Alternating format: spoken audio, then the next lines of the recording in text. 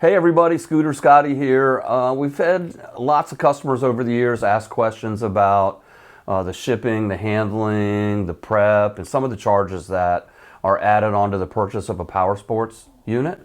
And so I thought I would go ahead and give you a little bit of insight as to what takes place when a vehicle is delivered to us, all the way from unloading it off the truck with the forklift to bringing it into the building, unboxing it, actually assembling it. And in this particular video, it really doesn't show the prep process, which is extremely important because, let's face it, your life is at stake riding this vehicle. One of these days I will make a video about prepping them because a lot of them don't run when they come here. We have to actually fix them before we can give them to their original owner.